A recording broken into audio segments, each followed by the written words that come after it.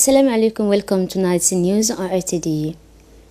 The title: Al-Sabi Ministry of Agriculture and of Construction works on the first Al-Sabi Road, Asamo. International news: cyclone finally hit India, more than a million people evacuated. That was the headlines, and now welcome to the national news. Yesterday, May 2019 marks the end of the works on the first rural road between Al-Sabi and Asamo. This event took place under the high patronage of the Minister of Agriculture, Mohammed Ahmed Awali, in the presence of the Minister of Labor, Mr. Hassan Idris Amri, Minister of Communication in charge of Post and Telecommunication, Mr. Abdi Yusuf Sugi, the Vice President of the National Assembly, Deputy Almi Absiye, who the parliamentarian of the region, the prefect of the region, Mr. Mohammed Wapiri Suwe, the president of the regional council, Mr. Omar Ahmed Waisi, the company highway and the safety design office for the control and supervision of works and many personalities. This road serving Al-Sabi and Asamo will make it possible to open up the Asamo zone, in particular the transport of agriculture products to the place of flow, namely markets and urban center, governed by the African Development Bank and the government. The road reputation was carried out for a total amount of 1,033 million by Hawing International and covered 25 miles inland from the Al-Sabi center to the center of Asamo city. This ambitious achievement, carried out with the support of partners and the government, is also a major tool that will benefit all Djiboutians in a long time. Speaking for this occasion, the Minister of Labor talked about the importance of the road of the populations.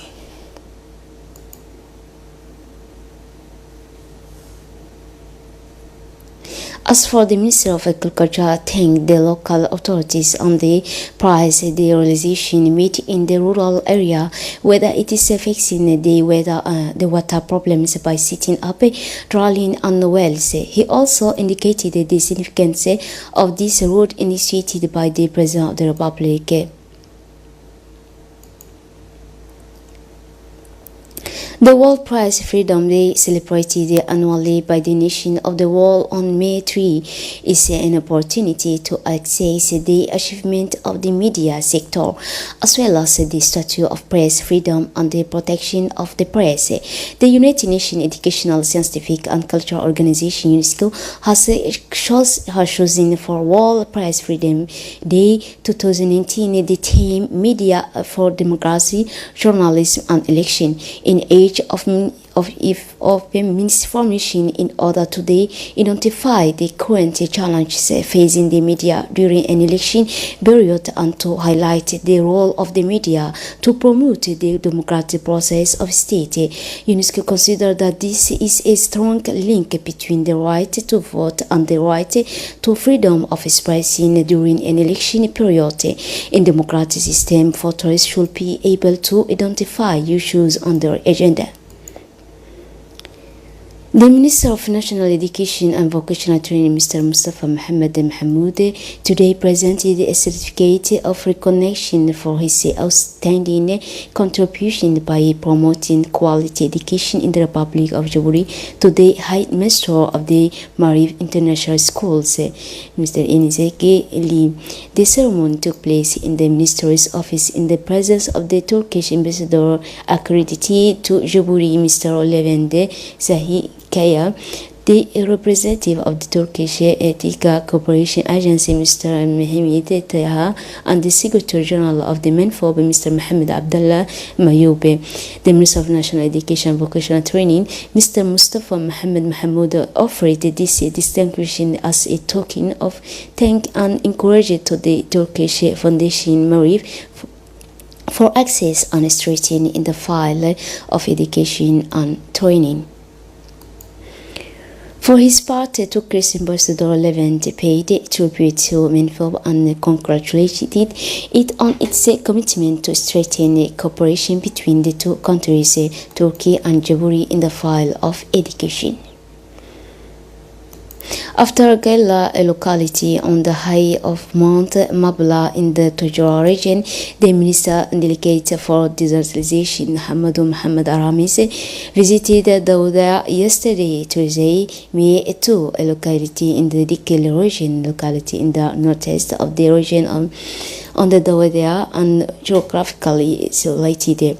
As usual, Minister Aramis was accompanying his regular family visit from the south to the north of the country by strong ministerial mission, including, in addition to the official and executive of his department, representative of sectoral ministers such as those of social affairs and education, or their technical or Donation service such as the team of the Ministry of Agriculture and the Mobile Health team of the Kil Health region. It should be noted that for this file mission, a UNICEF team led by Representative Janabu Mahoud was also present.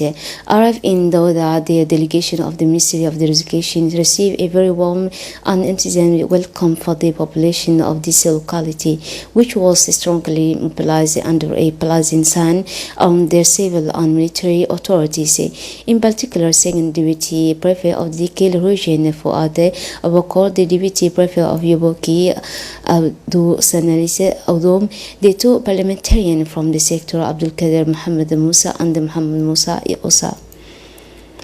By Decree No. 2018-145, the President of the Republic, head of the government, established a National Tax Conciliation Commission with the objective of impeccably resolving present debates between the tax, custom, state, and castoral administration, taxpayers, and usurers, shared by the mediator of the Republic as part of the tour to popularize the role and mission of his president delegation, composed of some of his members in different regions of the interior.